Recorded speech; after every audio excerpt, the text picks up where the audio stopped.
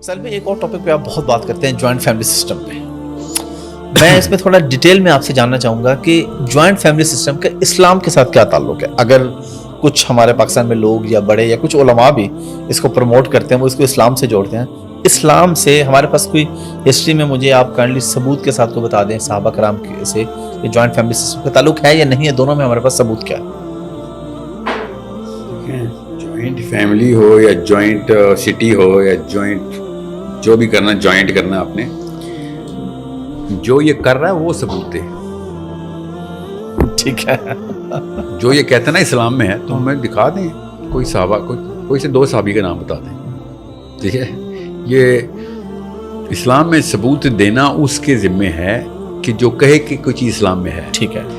جو کہہ رہا ہے کہ اسلام میں نہیں ہے، تو میرے پاس تو سارے صحابی موجود ہیں کہ جو جوائنٹ فیملی میں نہیں ہے.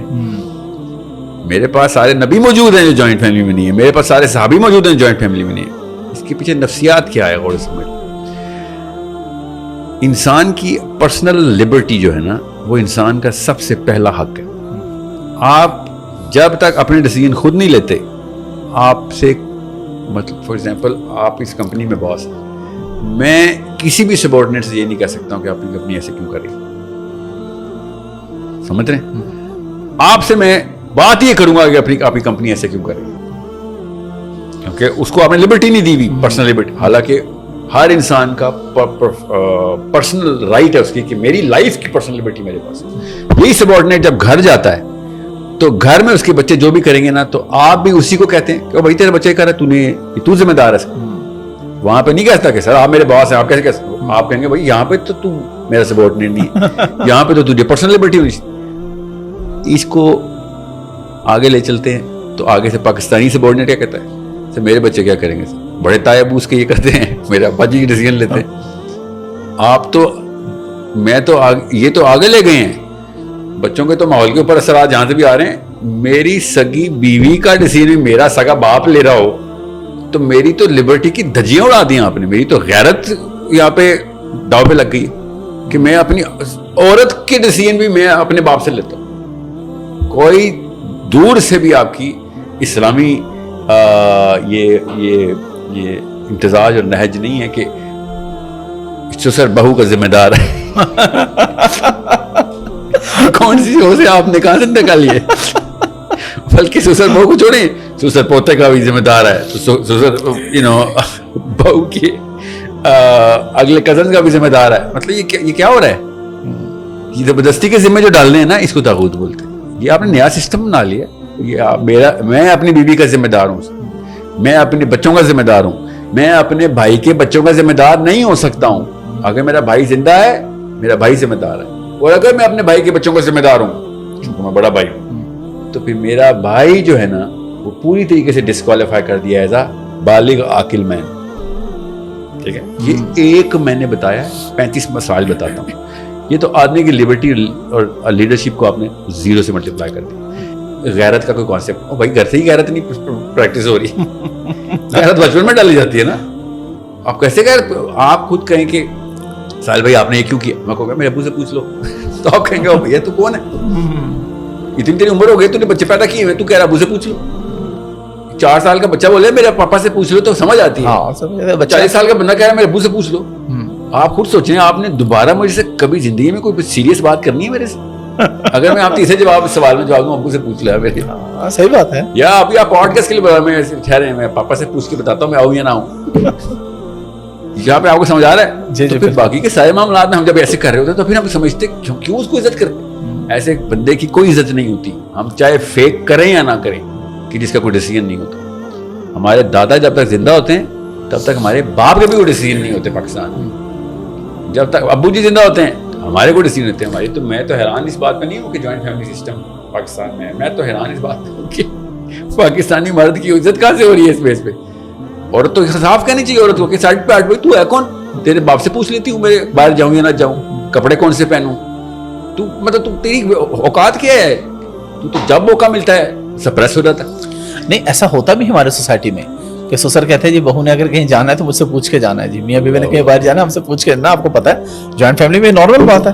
نارمل بات. اسلام میں گناہ ہے، سمجھ رہے ہیں آپ. It's like a common sense thing. میں اپنی ریت کا ذمہ دار ہوں, مگر میں اگر میٹر ہی نہیں کرتا ہوں تو پھر وہ میری ریت نہیں ہے نا. تو بچے کس لیے پیدا کیے میں نے؟ اپنے دادا کے نام پہ نام رکھ دیتے ہیں پھر کہ بھائی ڈیسیژن تو انہوں نے لینے ہیں, تو ہم کیا کریں. دوسرا جو اتنا گھناؤنا گناہ ہے, جو سب سے گھناؤنے گناہوں میں سے ایک ہے, وہ پرائیویسی بریچ ہے. لبرٹی بریچ تو ہوئی ساتھ پرائیویسی بریچ بھی ہو گئی, اور وہ بھی عورت کی پرائیویسی بریچ, جس پہ آسمان لرز جاتے ہیں جب عورت کی پرائیویسی بریچ ہوتی ہے اسلام. اور پاکستان میں کون سی عورت کی پرائیویسی؟ اللہ کی قسم باتھ روم تک مانیٹر کیا رہتا ہے جوائنٹ فیملی سسٹم. یہ بے شرمی مان نہیں رہے ہیں پاکستان, اور اپنی عورتوں کی پرائیویسی کے پروٹیکٹرز نہیں ہیں مرد. یہ اس لیے مجھے امید نہیں ہے پاکستانی مرد سے, کیونکہ اس کی ٹریننگ میں یہ چیز ہے کہ خیر ہے, اتنے بڑے بڑے گناہ کی خیر ہے بیٹا, باقی کام تو کچھ رہ ہی نہیں گیا پیچھے. تیسری چیز, عورت کے اوپر جو کسی اور کے گھر سے آئی ہوئی ہے, وہ والے فرائض نافذ کر دیے جو اسلام نے نہیں کیے. میرے باپ کی خدمت کرنا میری بیوی کا کوئی فرض نہیں ہے. مجھے کوئی آیت دکھائیں یا کوئی حدیث دکھائیں, عزت کرے فرض ہے, وہ تو کسی کے باپ کی عزت دکھانا فرض ہے, صرف میرے باپ کی عزت کرنا تو نہیں. میری ماں کی خدمت مسٹ کروائی گئی ہے, اور عورت کے کیریکٹر کے اوپر تیر برسائے جاتے ہیں اگر وہ میری ماں سے یا میرے باپ سے کسی بھی لیول کے اوپر کانفرنٹیشن کر لے. اور اس بیچاری کا کیا, اس کے پورے نسلوں کو گالیاں دی جاتی ہیں. اور یہ کون دیتا ہے؟ اللہ کی قسم, یہ وہ مرد دے رہا ہوتا ہے جس کا اپنا ڈیسیژن زیرو ہوتا ہے. وہاں پہ لیڈرشپ دکھا رہا ہوتا ہے آگے, وہ کس کے آگے لیڈرشپ دکھا رہا ہے یار؟ اس عورت کے آگے جو تیرے ریت میں ہی نہیں آتی, وہ تیرے باپ کے ریت میں آتی ہو تو وہاں پہ لیڈر بنتا ہے, کیونکہ اس نے اس پیراڈائم کو اللہ رسول کی بات سمجھ لیا.